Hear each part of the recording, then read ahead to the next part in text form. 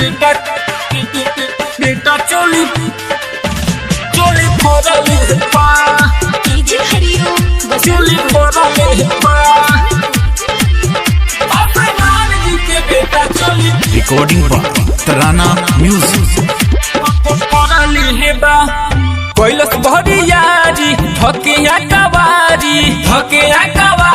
हो धकिया कवारी रहे कमजोर बाकी पर गइल भारी हो पर गइल भारी चढ़ली जवानी पानी झरले बा पासवान जी के बेटा चोली फरले हे बा पासवान जी के बेटा चोली फरले हे बा पासवान जी के बेटा चोली फरले हे बा अरे साफा मन बारू हो गई बा लड़का सब हो। पासवान जी के बेटा चोली फरले हे बा पासवान जी के बेटा चोली फरले हे बा फरले हे बा फरले हे बा पासवान जी के बेटा चोली फरले हे बा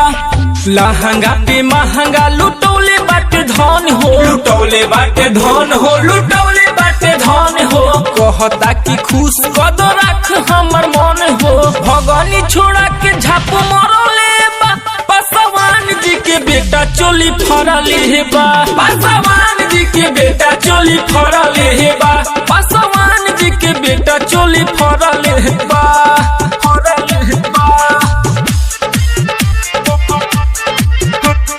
डीजे हरिओम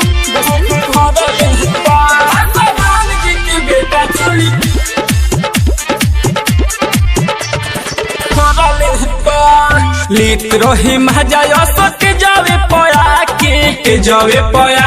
सट जावे पया के भइलस कलाई हम भगनी छोड़ा के संजय सौरिया जी उजरले बा पासवान जी के बेटा चोली फरले हे बा पासवान जी के बेटा चोली फरले हे बा पासवान जी के बेटा चोली फरले हे बा पासवान जी के बेटा चोली फरले हे बा